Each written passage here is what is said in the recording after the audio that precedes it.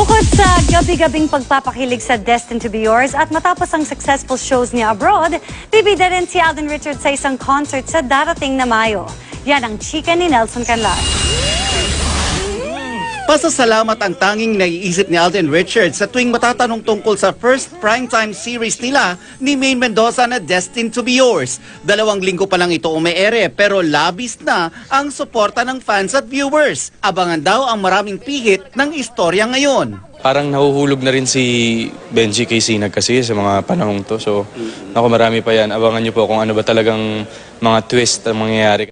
Kaya sulit daw para kay na Alden at Maine ang hirap at sakripisyo sa pagpapaganda ng serye at sa pagdayo sa malalayong location. Ayon kay Alden, unti-unti na raw nasasanay si Maine sa paggawa ng serye. At malaking bagay daw na palagay sila sa isa't isa at masaya ang set nila.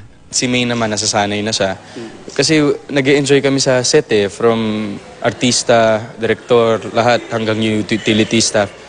Sobrang gaan ng trabaho namin sa araw-araw. Parang sana nga taping na lang Mondays to Sundays para magkakasama kami palagi. Bukod sa pag-arte, patok din ang pagkanta ng Pambansang Bay. Certified hit na nga ang 2 niyang recording album. At noong Enero, dinagsa ang show nila sa California kasama ang iba pang kapuso. Sa Mayo, may pinaghahandaan si Alden na handog niya sa mga tagahanga. Ang concert sa Metro Manila naman na pinamagatang Upsurge.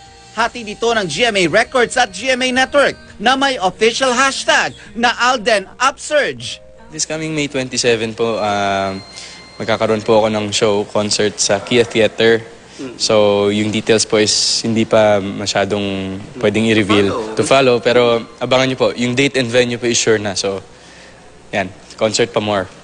Nelson Canlas updated sa Showbiz Happenings.